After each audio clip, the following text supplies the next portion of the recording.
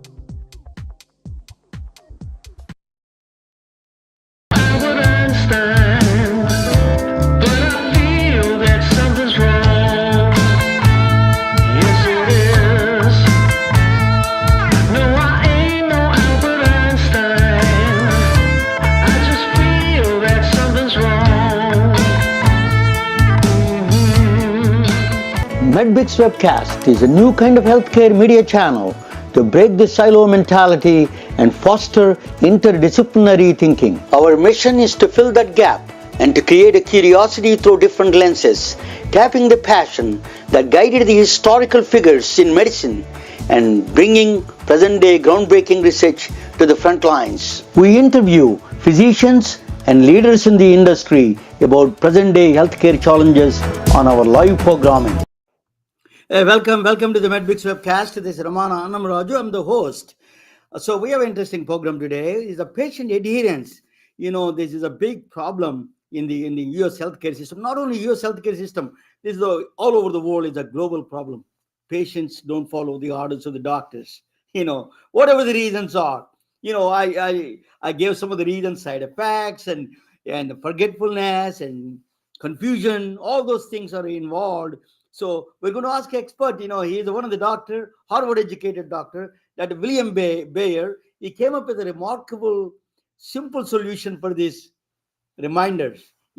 Particularly for children, they don't follow that instructions.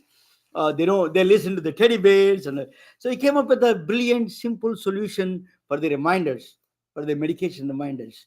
So let me bring Dr. William Bayer, a Harvard-educated doctor. Let me ask him on the welcome, Dr. Bayer. Welcome to the MedBix webcast. Oh, thank you so much. So give me your personal professional background a little bit. Where did you go to school? Where did you do your residency? And how did you end up in Rochester? Oh yeah, well, I did my medical school training at Harvard Med School, and I'm actually here for my 45th reunion in Boston.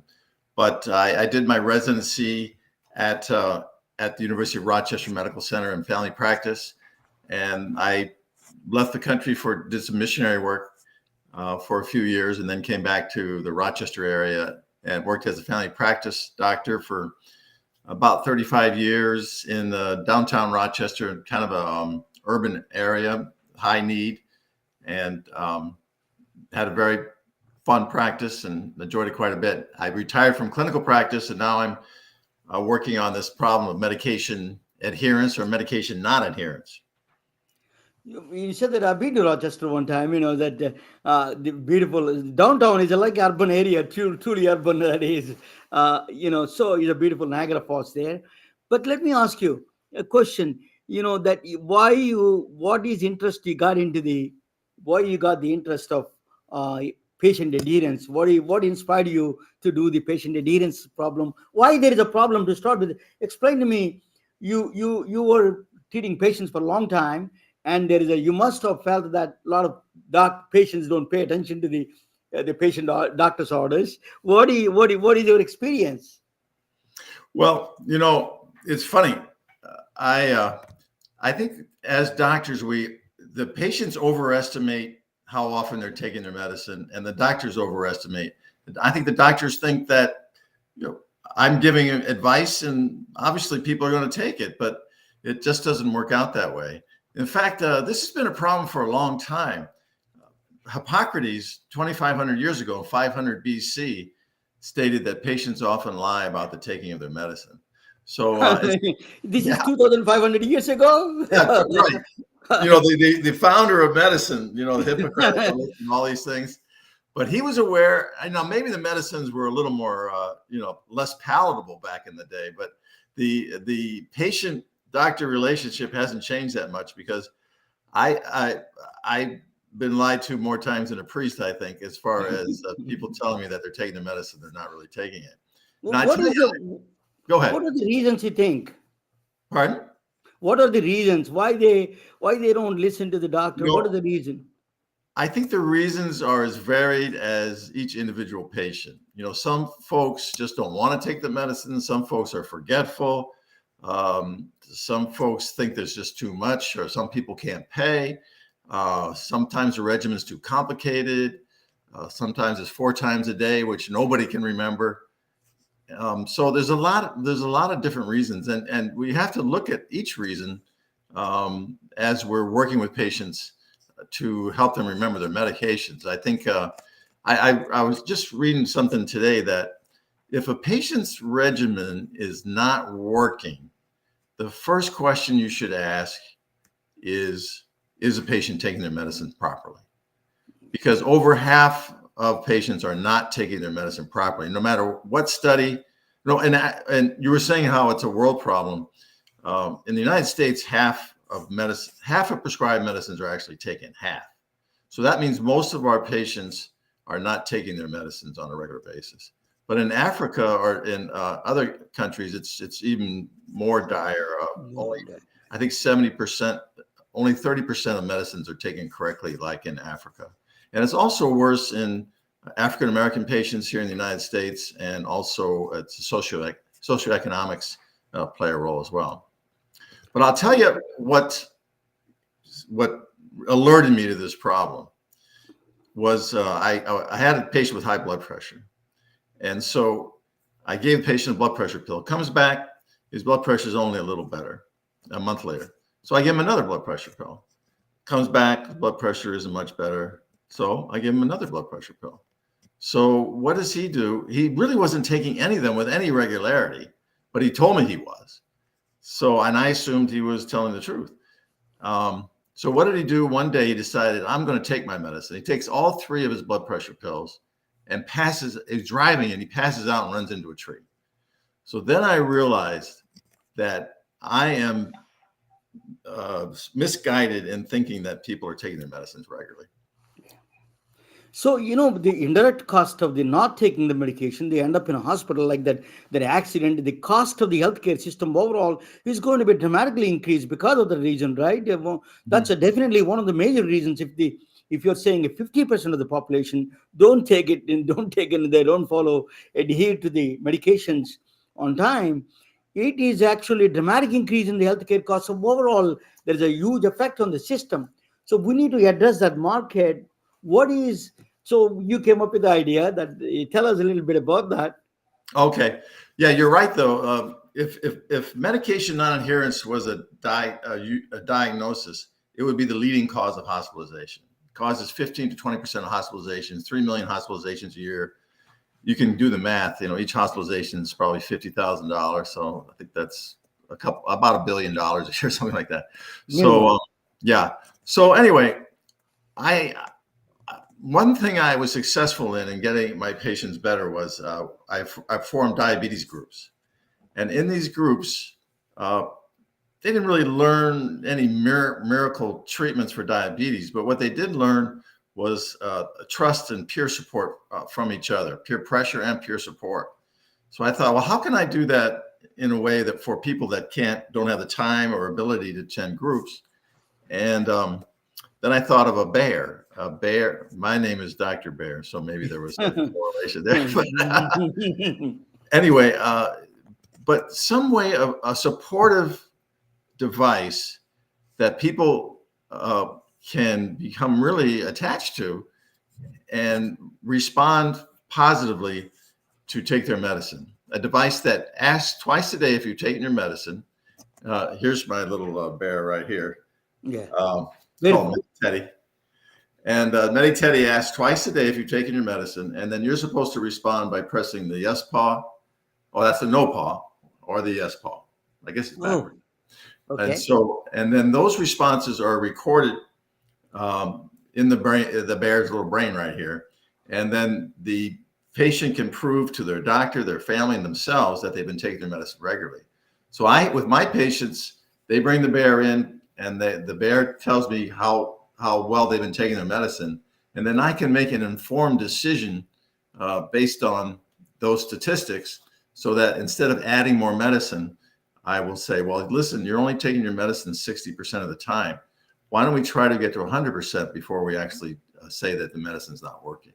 And I think this prevents what they call polypharmacy, because the doctors tend to keep stacking medicines on top of another, whether it's for depression, asthma, seizures, high blood pressure. We just keep stacking medicine on top of the other because we assume the patients are taking the medicine with most of the time they're not. Is there any difference between the adults and then children adherence problem? I believe that teddy bear is more geared towards children, right? So is there any difference between the adherence problem between the children and the adults? Not really. It's between 40 and 60% non-adherence to no matter what disease you're talking about and no matter what age you're talking about. I think it's because the parents who are non-adherent themselves are telling the kids to take the medicine, and they're not particularly too keen on it themselves. But 20% of children are prescribed regular medicines, whether it be for asthma, seizures, ADHD, things like that. So it's a significant amount. And 60% of people, 60% of adults are supposed to take medicine regularly, are prescribed medicine to take regularly, and 20% of kids. So it's a substantial number of people. But yeah, now our bear is not really just focused for kids. We did a study in adult diabetics, type 2 diabetics, and we found that after 3 months of having the bear compared to a control group, the diabetics that got Medi-Teddi, their blood sugar was 30 points lower than the group that did not get the bear. So it really helped adults significantly improve their diabetes control. And that would mean that they would live about 3 to 5 years longer and have about 20% fewer complications from diabetes if they continued on that road. It is hard to hard to lie to a teddy bear, because they can lie to the doctor, but hard to say to lie to themselves. I feel like that is a good way of psychological pressure on the patients to do that. Actually, that is one. I saw something in your notes about that not only teddy bear, you're also involving the social family and friends and social networks. Tell us a little bit about that. How does it work in the social network area? Well, I'll just give you a couple of examples. We had a young boy who had seizures and depression and some autism, and his parents were fighting him to take his medicine. They were holding him down to take his medicine, which was not successful. So and so he eventually was having so many seizures that he was kicked out of school. So the parents bought the bear, and for some reason, just like they listened to the bear more than they listened to Dr. Bear, for some reason he started taking the medicine for the bear, but not for his parents. And within a month, he was back in school and doing very well. and seizure free for the last 6 months. So that social interaction there, we kind of broke the impasse by sending the bear in as an intermediary. And then we've had other people say, like, I don't have to be the bad guy anymore. Like a wife with a husband, she's always thought of the bad guy and trying to get him to take his medicine, but he'll take the medicine for the bear, but not for his wife. So who knows? Excellent point. That is an excellent point. Yeah, So yeah. you don't look like a bad guy, so they let Right. the bear take that blunt. And the bear is not judgmental. Like there's always some kind of overlying complication between people, interactions between people, and interactions between people. But between the people and the bear, it's all positive. Are there any social networks also connected to the bear? Can connect to the family and friends? Yeah. What is this process, the technology that you involve to do simple reminder, or you have incorporated any advanced technologies in this bear? No, it's the bear's a unique entity within itself. So the reason I made it that way is so that there's absolutely no programming necessary. Because I hate programming even my watch. I have to have my grandson program my watch for me. So I just made the bear, and I could show you how the bear works. Please go ahead. Yeah. So all you have to do is turn the bear on in the morning when you take your medicine. So say it's 8 a.m. Then you turn the bear on at 8 a.m. and every day at 8 a.m. it's going to ask you if you took your medicine. It's also going to ask you either 10 or 12 hours later, depending on the bear. Can Teddy talk? Can it talk? Yeah. So I just opened the back here, Okay. and I'm just turning on the switch. It's also the power cord goes in the back as well. So it needs recharging about every 3 months. So, okay, let's pretend it's 8 a.m. and we've just got the bear yesterday, and now we're going to turn the bear on. Hi, I'm Medi-Bear. I'm here to help you remember to take your medicine. Every morning at this time, I will ask you if you took your medicine. I will ask you again in 10 hours, then every day at the same time. Let's get started. That's just the introduction. That's very good. Wow. Strong voice. Today. How about you? Press my yes paw if you took your medicine. Maybe that will wake me up. Or press my no paw if you did not take your medicine. Okay, Ramana, did you take your medicine today? Yes. Okay, so we'll say yes. Hey, you are smarter than the average bear today. Later, Gator. So it says about 30 or 40 different things, and it's always very positive. If you said no, it would have said, I'm sorry, you're not taking your medicine. What's going on? Maybe you should contact your doctor, that kind of thing. Okay. And then the second thing it does, as I said earlier, it stores your answers. And so that by pressing both paws at the same time for 6 seconds, it will give you what your statistics are. Hi, I am glad to see you. Ready to hear the statistics? Press my yes paw to begin. Press my no paw to quit now. It has 2 volumes. I sound loud today. Statistics for 7 days. Positive responses, 33%. So this person hasn't been doing Negative well. responses, 67%. Missed responses, 0%.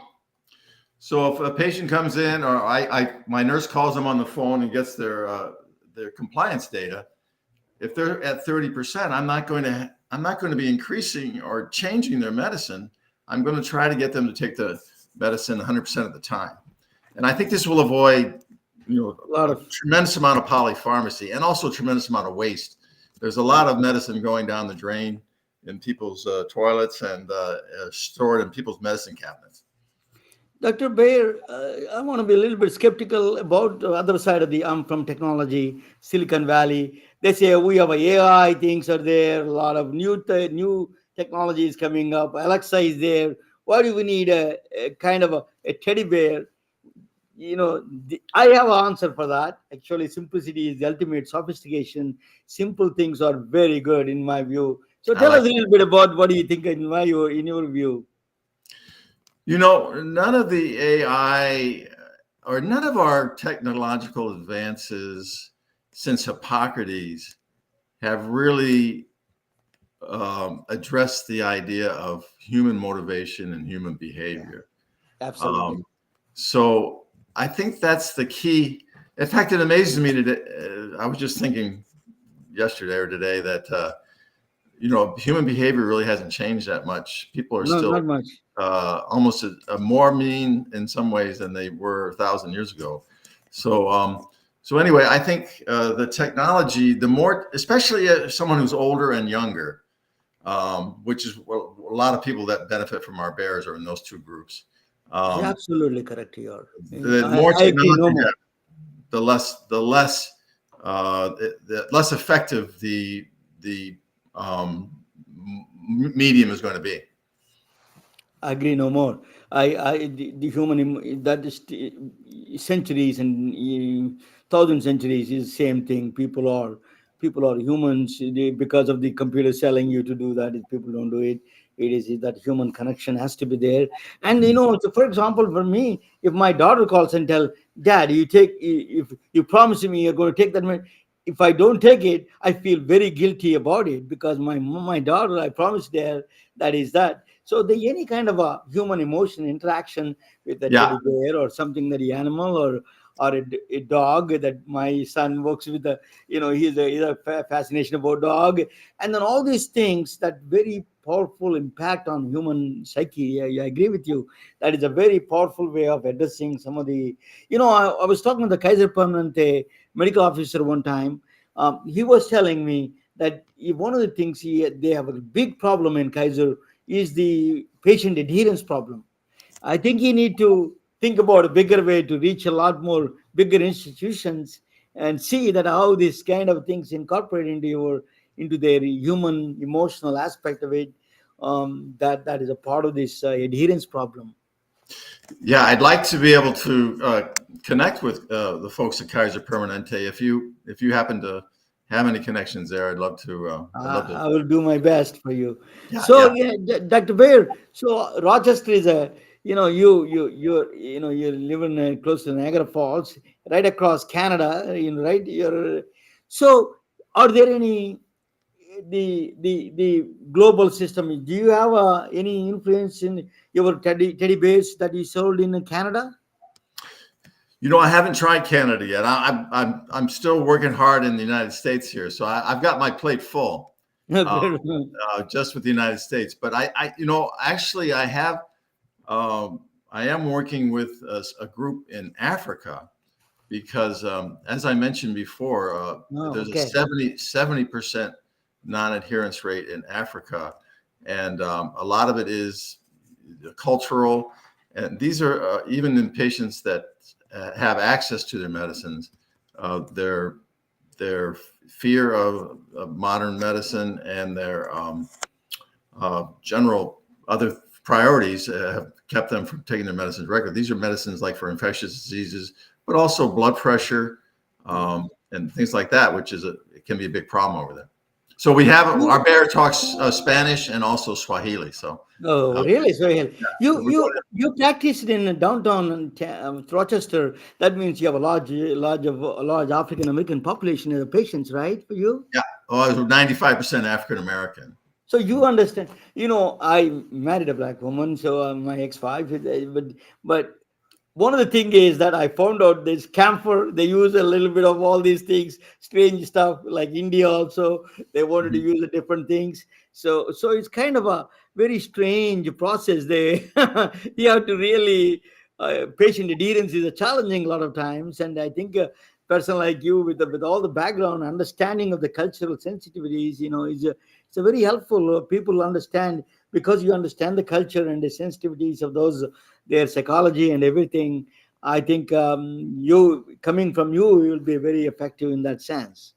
Yeah, African Americans have probably a healthy distrust of the American medical system. They've been the subject of experiments, ghastly experiments like in the Tuskegee Institute and stuff like that. So I have studied a little bit the African American attitude towards medicine. I did a study on end of life measures, and turns out that the African Americans want more end of life measures than the Euro American or Caucasian folks. Yeah. They're less inclined to accept hospice and things like that. So there is a distrust of American medicine. Now, in my practice, we had the best blood pressure control in the county, but this is because I was very aggressive in following up people's blood pressure and brought them in frequently to get their blood pressure checked. And after 30 or so years, people started to trust me a little better too.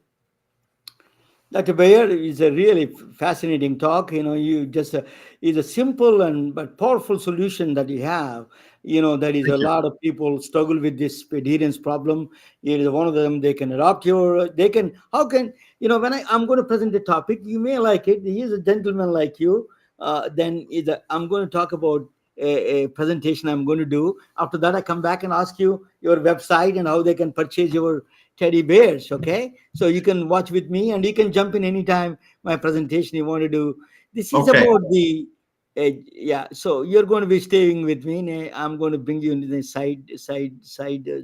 We're going to be side together. Okay, that you're on the side. You can watch. I'm going to talk about a gentleman, true gentleman, but he's not a doctor, but he is a biomedical engineer. He changed the world of biomedical healthcare industry. People don't know his name. He does look like a little bit of like Dr. Bayer, but let us talk about him. Who is that guy is. So is actually I want to talk with you. Is the name one of the famous astronomer actually. His name. A lot of people think all the people scientists are nerdy guys, but there is a one gentleman, Edwin Hubble. He was born in 1889, and I tell you, this guy is does amazing things. He was a boxer. He beat the boxing. He was the championships.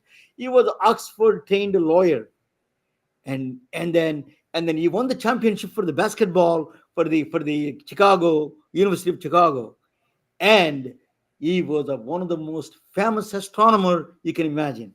He is one of the most famous astronomer, and the Hubble telescope. He had he had the name named after him. Hubble is Edwin Hubble. He found out what the reason I'm mentioning to him is he found out there is a universe is expanding rapidly farther away from the galaxies, or they're going faster away from each other. So it is a accelerating pace. The universe is expanding. Eventually, that's called heat death. Everything is going to be expanding, and then we will be alone by our solar system, and then eventually everything will be dead. So that's called heat death, they call. So that's what he found out in March 29, 1929. He used a special effect called Doppler effect, expanding universe. That's a Doppler effect. He used it. So that is called a Doppler effect. I'm going to, you know, Doppler effect is very interesting. You see that when you stand next to the siren ambulance, you can hear that. I'm going to play very quick ambulance play, so you will know that I'm going to play that. Just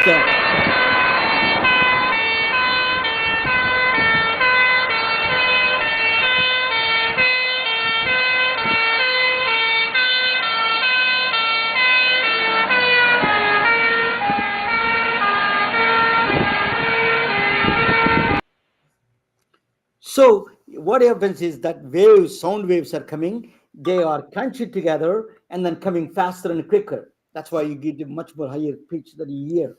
And then when there's going away, it's actually it is you can see the sound going down, because that not only the distance, the waveform is affecting. That is called a Doppler effect, Doppler shift it is called. That's why the use not only for any sound, not only sound, you can be used for any electromagnetic spectrum. You can use for the light waves. You can use anything in the in any radiation. You can use Doppler effect. You can measure the Doppler effect. It's a mathematical one. So that's why police measure the radar guns. What they do is there is a Doppler effect. If you're coming, how fast you're coming towards you, that would tell you that how fast that is a Doppler effect. So actually, they in fact, if they need to really to get a real measurement, they have to stand in between the interstate, but it's not safe to stand in between. So they next to the side of the side, and they shoot the gun to the car to measure the speed. So actually, a lot of people say, "Oh, your equipment is not good." So I can go and tell the judge that actually, to be honest with, I tell you about scientific fact. In fact, you're speeding more than what showed in this radar Doppler in his radar, police radar, because actually on the side it registers less speed. You're actually speeding more than that, so you don't have much defense there. So don't go using a radar defense there. So that is a Doppler effect. Doppler effect is extremely popular. Is a weather radar, for example, as you know, actually what they do, they send the radio waves, and then Rochester, we have a lot of snow. That when they see the water, if there is a pure air molecule, you can't do anything. But the water molecule, it hits. If the storm is coming towards you, that shift, the waves get crunched, so you get the faster way. You can get the measure the approach, the velocity, the speed of the storm. You can measure. If it is going away, the storm going away, you can tell from the Doppler effect. So radar Doppler, you can use the radio waves, you can use the microwaves, you can use the light waves, you can use anything. It's the sound waves. All of them Doppler effect. You can do the Doppler effect. That is a great about the Doppler effect. But the most important is sound and light. You can apply both of them. Um, then you see in the body, ultrasound uses a lot of Doppler. Ultrasound is a frequency that is higher than a regular, that is visible hearing capacity, that you go beyond the hearing abilities. That is, ultrasound is you can do entire body ultrasound. You can see without cutting a body, without doing any invasions, any surgeries. You can literally screen the body through entire ultrasound, through the entire.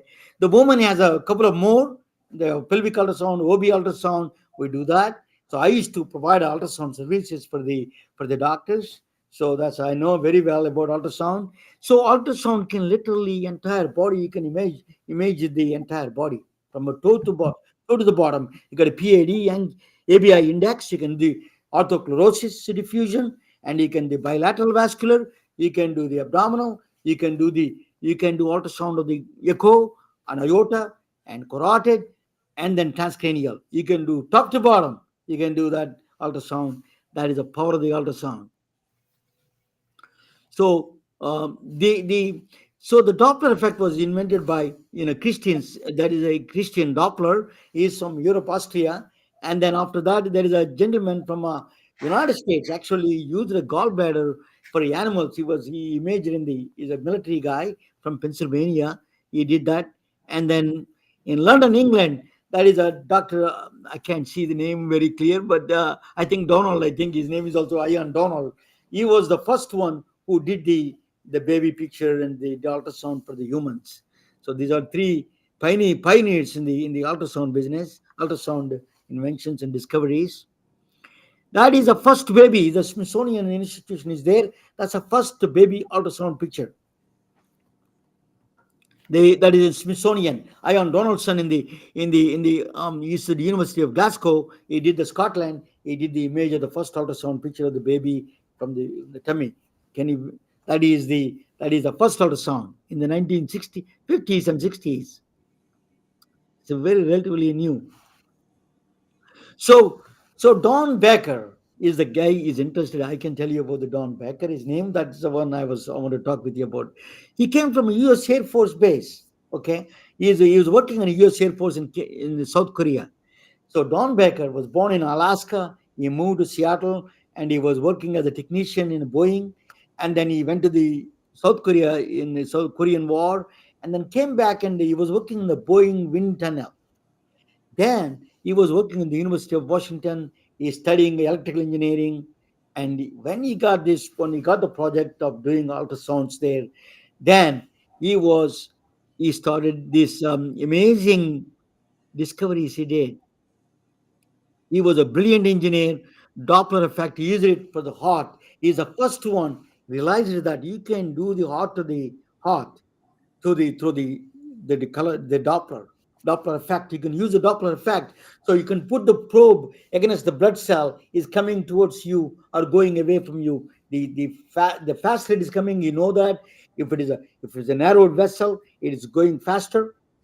If the narrowed coronary artery, it is going to go faster. If it is a expanded one, is a normal one. It can measure the speed of the blood cells, and then it can tell you ejection fraction and all those things you do for the heart. You can see the entire heart now. That's what he did. In that is a Don Baker. He was working with the University of Washington. He was ultrasound images of the heart he produced with the continuous wave Doppler. Continuous wave Doppler is sending the waves, sound waves, and ultrasound, and see the images back. But one thing is a brilliant is he got a very good insight. Something he found out from the radar when he's working in South Korea. The best way to find out is pulsed wave. Instead of continuous wave Doppler, you can do the pulsed wave Doppler. So send it by frequencies, just one by one. Send it there, and then they return it back.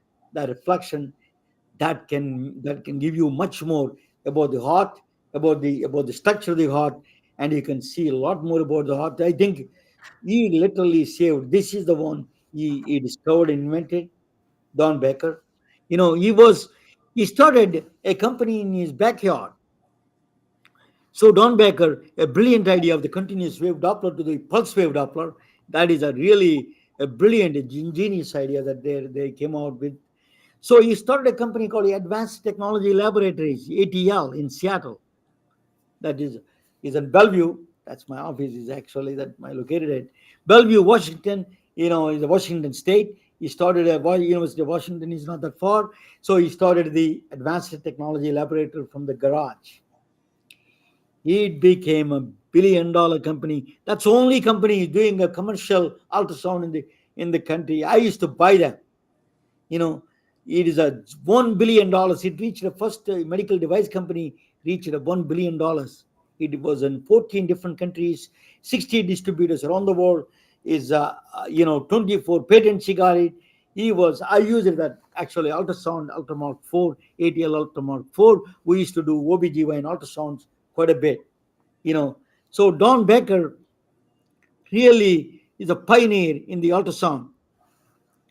Now you can use ultrasound waves for the elastography, the shear wave. You can manipulate the different kind of technologies. You can use it. Shear wave is like you can transfer the regular waves, or you can find fibrosis, for example, for the liver. If you use a different technology that livers now they are using shear wave technology. That dense breast, for example, you need a shear wave. You can use a different kind of ultrasound instead of cutting a biopsies. You don't want to do too many biopsies there. So you can prostate also, you can do entire organ. It covers the entire organ. It's not a sample of the organ. So that's a new technologies. Elastography is coming. Shear wave technology it uses. But that is a stage of liver cancer, liver stages. You can tell. One of my mentor and a friend, Dr. Naveen Nanda, wrote the first book on the color. One of the first books on the echocardiography, atlas of echocardiography, color Doppler echocardiography. Dr. Nanda, if you're watching, sir, it's a first book in the very all the students used to follow all the text, follow like a regular, all the doctors. That really opened up entire cardiology field into the next level. Then you see the contrast enhanced ultrasound. Now now we can send a micro bubbles. They replaces you can also targeted drug delivery. You can use ultrasound where that drug can be delivered.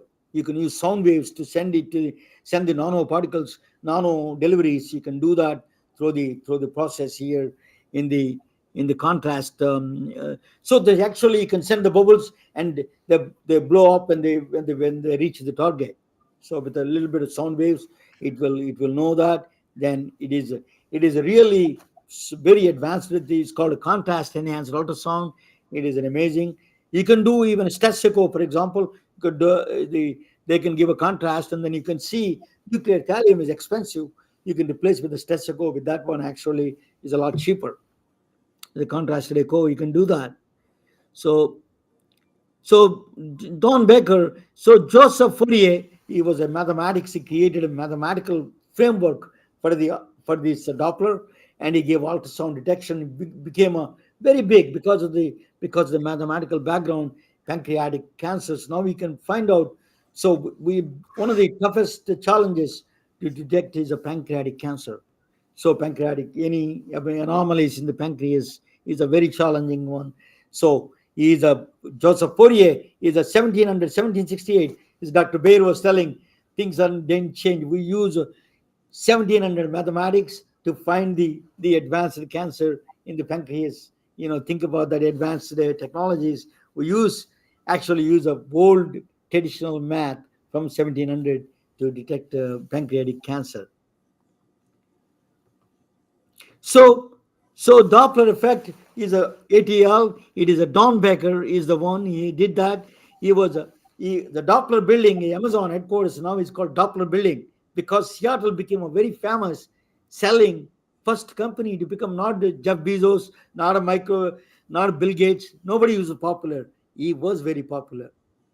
Don Becker really put the Seattle in the world map through his ultrasound machines. He sold all over the world. So he is a really truly remarkable. He was a professor in the University of Washington. He became a professor, and in 2018 he died. I'm going to play a short video before his final interview, and if you don't mind, I will play his interview. That 1 minute interview. Okay. So just a minute. Yeah, let me play. Yeah.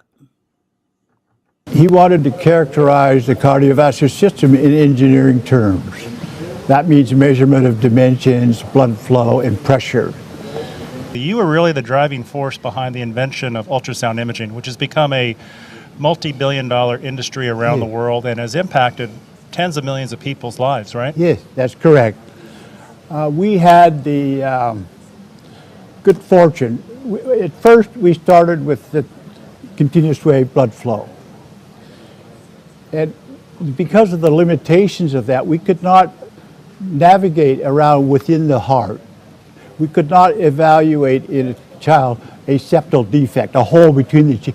So that led to the development of the pulse Doppler. The pulse Doppler allowed us to know where in the body we were.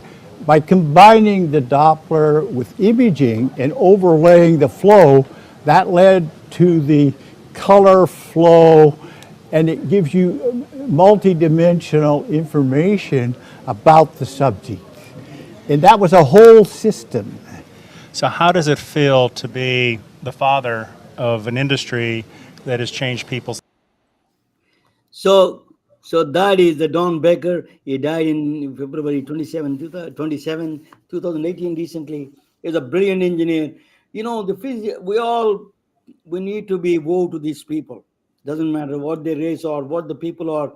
People who really contribute to the humanity. These are the people we cannot go unnoticed. That's why my job is to bring these brilliant people to the front lines and they explain to the world, that everything is noticeable. Let me bring Dr. Bayer on the line.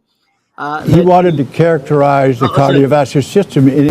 Sorry, let me bring Dr. Bayer. That was Baker, not Bear. That's a Baker and a Bayer. Yeah, you're very close. Yeah, tell us. Okay, so what do you think? You know about him, or have you heard about him before? No, I'm fascinating. I never did hear of him, and it's just amazing. Some guy from Alaska, and he was in the military, and just sheer genius developed this technique of pulse Doppler to really save millions of lives, Millions of people in the early diagnoses and heart diagnoses and things like that. Yeah, he's an unsung hero, in that sense. I bought a lot of his machines. I used to sell those machines, and I used to go and to provide ultrasound services to the doctor's offices. People like your office, I used to go there, and I have technicians who used to go there and do the service. because at the time they could not afford. It's a huge, it's like refrigerator size machines. That's all. Now Oh, they're just little microphones. microphones. Now it's yeah. My new friend, we are talking about a new imaging. Exo imaging is a very few blocks from here, and they're producing one of the fascinating technology they're producing. And then is just they connect with the iPhone, it spits out the entire images. Beautiful images. Dr. Bear, let us talk about your website. What is the website you have? Let me put your website. Oh, thank you. It's www. Okay, I'm going to put your website on your Okay. yeah, what do you call www what? Go ahead. Medi, MEDI, Teddy, TEDDI.com. Okay. MED, the one word MEDTED. Yeah. And it's with I's, no Y's. Medi-Teddi. Medi-Teddi. Okay. .com. And we it is for sale on the website. It's not just sold to physician's office, that type of thing. Anybody can buy one. We also have a service where we call you every week, every 1, 2, or 4 times a month to follow up on your adherence and see how you're doing with your medications. So that's also a service. And I also have a patient that crochets pants and dresses for the bears because she's dressed her bear in a lot of different outfits. Okay. Medi-Teddi.com. I think I did. Yeah, I hope that I did right. Can you see that? I can't see what you're seeing. No, in the bottom of your, now we see bottom of your picture. Oh yeah. Great. Thank you.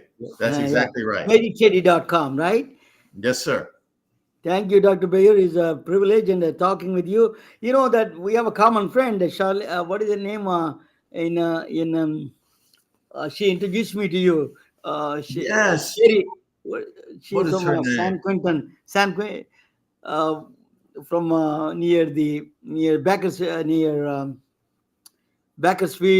No, not Bakersfield. That is what is that name? Forgot about. There's a common friend who introduced me to you. Yeah. She's a specialist in autism services. Autism Yeah. lady. I forgot her name too, though. So, but she's a great lady. She mentioned you about that. Thank you so much. It's a truly honor. Sorry, sir. Thank you. I appreciate it. I learned a lot about Doppler today, so I really appreciate that as well. No, thank you, sir. Thank you for coming on the show. Have a great week. Okay, bye-bye. Good night, all of you. So, good night, all of you guys. So, thank you all for coming. Telling their stories through our patented designs that can be worn on scrubs, t-shirts, printed on conference bags, and endless other promotional materials. Daily Wear for Medicine is the first ever of its kind to create curiosity in medicine through visual art. We at MedBricks are celebrating unsung heroes of the past who made enormous contributions to the field of medicine through our unique campaign called Daily Wear for Medicine. You can wear it, carry it, and give it.